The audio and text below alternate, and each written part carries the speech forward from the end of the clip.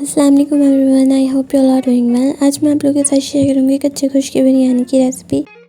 سب سے پہلے ہم نے گوشت کی میرینیشن کر کے اس کو رکھ دینا ہے، جس کے لیے ہمیں جیسے انگریڈینٹس کی نیڈ ہے وہ مینشن کر چکی ہوں۔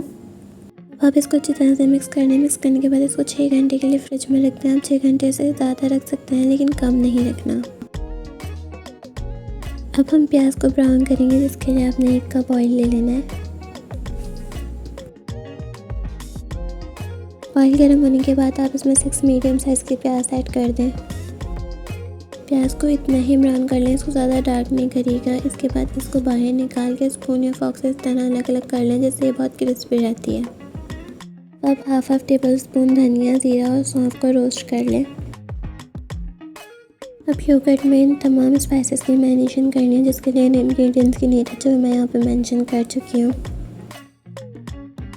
اب 1 کپ یوگرٹ میں 5 ٹمیٹوز کا پیسٹ ایڈ کر دیں۔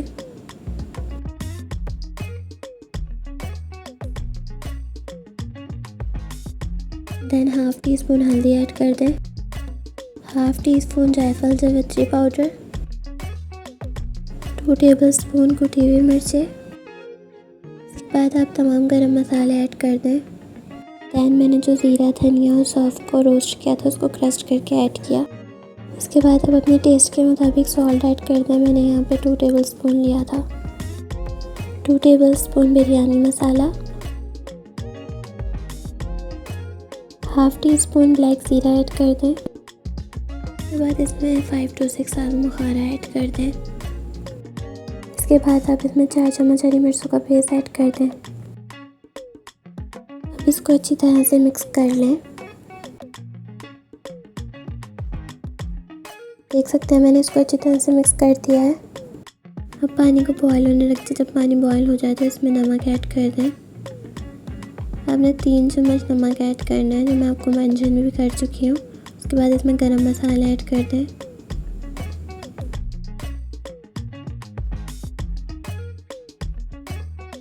گرم مسالہ ایڈ کرنے کے بعد آپ اس میں پودینہ ایڈ کر دیں۔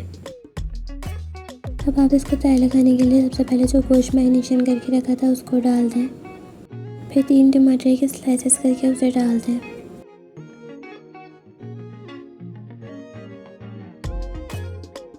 اس کے بعد جو آپ نے یوگرٹ کی میرینیشن کر کے رکھی تھی اسے بھی ایڈ کر دیں۔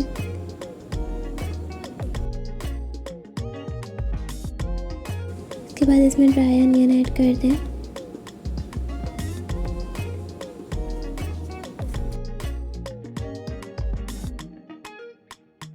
دین 8 to 10 گرین چلیز ایڈ کر دیں۔ اس کے بعد اس میں ہرا دھنیا اور پودینہ ایڈ کر دیں۔ اس کے بعد اس کو اچھی طرح سے مکس کر لیں تاکہ گوشت میں تمام مسالے اچھی طرح سے مکس ہو جائیں۔ یہ اچھی طرح سے مکس ہو چکا تھا اور یہاں پہ میرے رائس بھی بوائل ہو چکے تھے، جو اب میں نے اس میں ایڈ کر دیے۔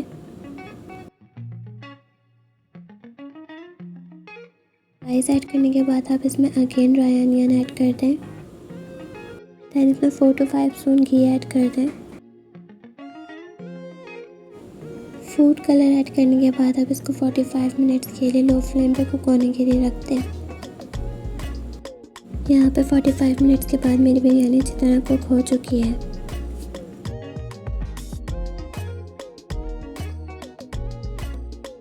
اور یہ ہے میری بریانی کی final look. I hope you will like it. Thank you, اللہ حافظ۔